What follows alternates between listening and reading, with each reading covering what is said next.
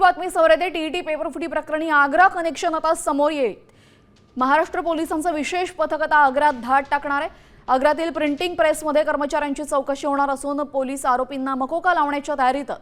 TET paper फुटी प्रकरणी Agra connection समोर आलं असून प्रिंटिंग प्रेसमधील या सर्व कर्मचाऱ्यांची चौकशी सुरू आहे। पोलिसांनी आरोपींना मकोका लावण्याची कारवाई सुरू केली असून हे आग्रा कनेक्शन आता समोर आलेलं आहे।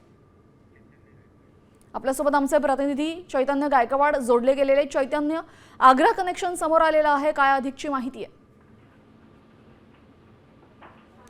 आपण बघतोय की महाराष्ट्रातील टीईटी पेपरचा पेपर फुटल्यानंतर या प्रकरणी आता पोलीस ऍक्टिव्ह मोडवर आले आहे। महाराष्ट्र पोलिसांच्या एका विशेष पथकाने आग्रा येथे जाऊन या संपूर्ण प्रकरणी एका प्रिंटिंग प्रेसवर धाड टाकलेली आहे आणि या प्रिंटिंग प्रेसमधील काही कर्मचाऱ्यांची आणि त्याच्याशी संबंधित लोकांची देखील पोलिसांकडून चौकशी करण्यात आल्याची माहिती समोर येते।